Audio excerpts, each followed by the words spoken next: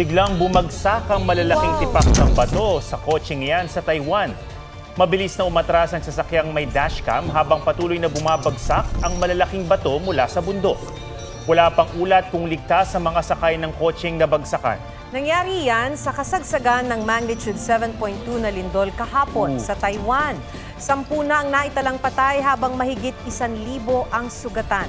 Nasa gitna ang lahat ng natrap sa mga gusali sa Hualien na napuruhan ng lindol. Gustong patawan ng Toll Regulatory Board ng penalty o parusa ang mga motoristang depektibo o kulang ang load ng RFID pero dumaraan pa rin sa mga expressway. Isa raw kasi yan sa mga nagpabigat ng traffic sa NLEX nitong Holy Week.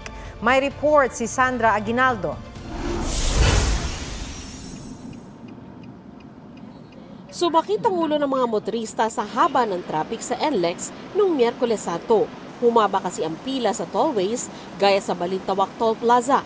Pero hindi lang daw yan dahil sa dami ng sasakyang sabay-sabay bumiyahe palabas ng Metro Manila.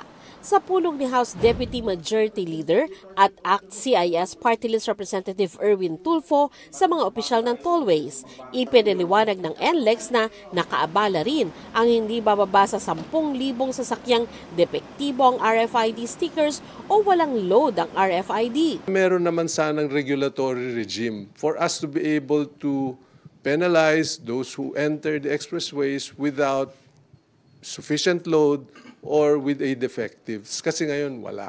Ayon sa Toll Regulatory Board o TRB, maglalabas ng kautusan para magpaskil ng signages na bawal pumasok sa tollways kung walang RFID load. Pag dilabag yan, pwedeng matikita ng motorista. Plano ring alisin ang mga boom barrier sa mga toll plaza at gawing cashless ang transaction simula sa Nobyembre. May mekanismo naman para masingil lahat ng dadaan doon at nag-upgrade na rin daw ng RFID stickers at readers ang NLEX at SLEX. We will implement sometime in June the cashless or contactless program. In July or thereafter, we will implement the interoperability phase 3, meaning we will have one account or one wallet with one RFID. Isa ring solusyon para mapaluwag ang mga expressway ang pagtatayo ng bagong infrastruktura.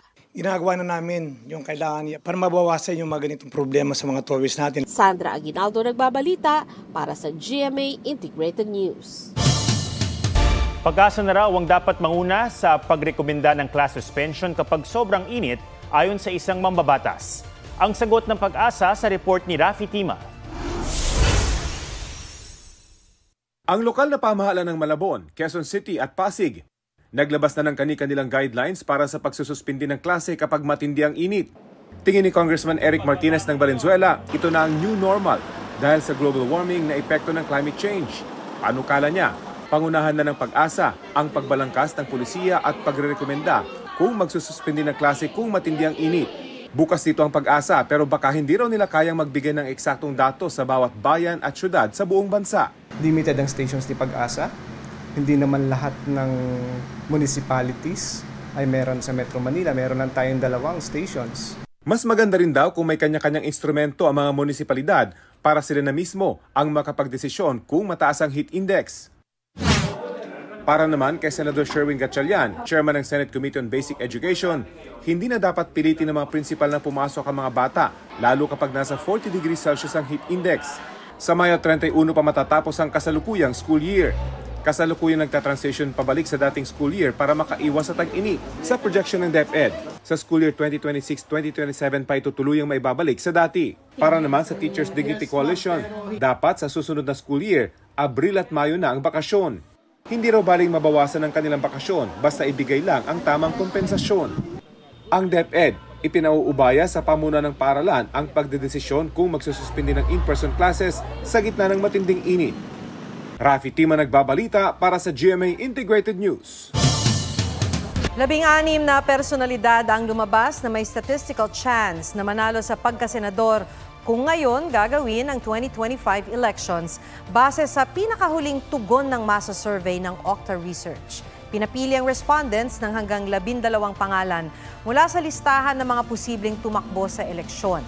58.4% ang pumili kay House Deputy Majority Leader Erwin Tulfo Kasunod niya sina dating Senate President Tito Soto, Senador Bongo Ben Tulfo, dating Pangulong Rodrigo Duterte, dating Senador Ping Lacson, Senador Bato de la Rosa, dating Senador Manny Pacquiao, Senador Bong Revilla, Senadora Amy Marcos, dating Manila Mayor Isko Moreno, Senadora Pia Cayetano, Senador Francis Tolentino, Senador Lito Lapid, Dr. Willie Ong at DILG Secretary Benher Abalos.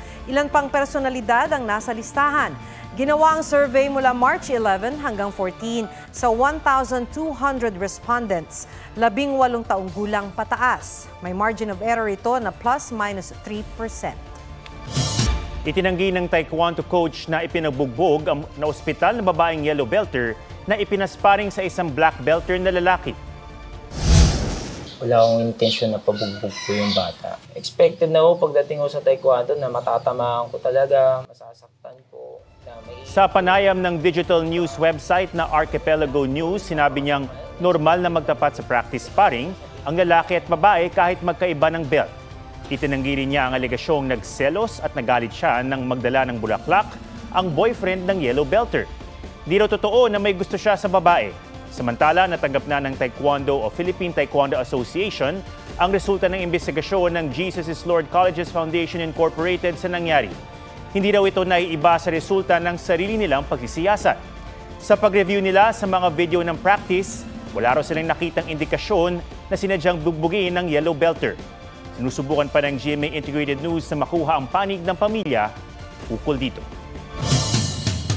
Sinagot ng China ang sinabi ni Defense Secretary Gilberto Chodoro na huwag magpadala sa propaganda ng China na may gentleman's agreement umano sina dating Pangulong Rodrigo Duterte at Chinese President Xi Jinping. Sabi ng Chinese Foreign Ministry, ang totoong propaganda trap ay ang pang-aakusa umano ng Pilipinas na nananakot ang China ng mga maliliit na bansa at di raw pagbanggit ng Pilipinas sa panghihimasok umano nito sa teritoryo ng China. Sabi naman ni National Security Advisor Eduardo Año, walang dokumentong magpapatunay na may kasunduang hindi magpapadala ang Pilipinas ng repair material sa BRP Sierra Madre sa Ayungin Shoal. Pumalo sa 44 degrees Celsius ang heat index o damang init sa Tuguegarao City sa Cagayan at Katarman sa Northern Samar ngayong araw.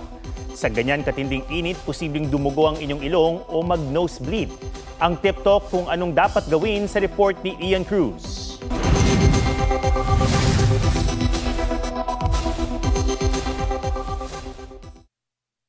Sa taas ng damang init sa Zamboanga City kahapon na nasa 42 degrees Celsius, dumugo ang ilong ng estudyanteng ito habang nagkaklase. Sabi ng isang doktor, karaniwan ng nosebleed kapag mainit ang panahon. Hypertension, nagkukos din. Sometimes it will cause nose bleeding, especially kung sobrang sudden increase ng blood pressure. Ayon sa Department of Health, nauuwi sa balingoy-ngoy o nosebleed ang pagputok ng maliit na ugat sa ilong. Bagamat nakakatakot tingnan, kalimitan daw sa pagdurugo ng ilong ay di mapanganib. Huwag magpanik at gawin ng first aid para riyan. Lagyan ng pressure ang ilong. Pressure lang. Tatakpan yung ilong, itataas ng konti para hindi magtuloy-tuloy yung pagdurugo. Nakatingala ka lang kung ilang minutes. Pwede nating lagyan dun ice sa ibabaw ng ilong. Para iwas nosebleed, huwag magbabad sa init. Iwasan lang masyadong maglaro sa labas. Direct sunlight, yung mga bata, syempre hindi natin maiwasan na naglalaro sa labas ng paaralan. Dalasan ang pag-inom ng tubig. Increase fluid intake, tapos the regular vitamins may help, and the usual water therapy lang ang kailangan para sa mga bata natin. Ian Cruz nagbabalita para sa GMA Integrated News.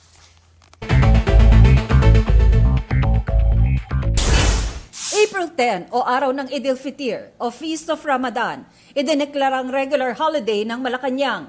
Bago yan, holiday rin ang April 9 o araw ng Kagitingan.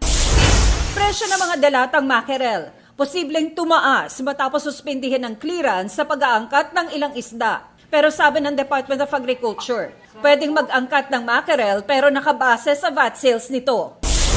Reblocking, isasagawa sa southbound at northbound bridge approach ng Rojas Boulevard flyover simula bukas hanggang katapusan ng Abril. Road repair sa northbound ng Rojas Boulevard, inaasahang matatapos sa Setyembre. Tina Panganiban Perez, nagbabalita para sa GMA Integrated News.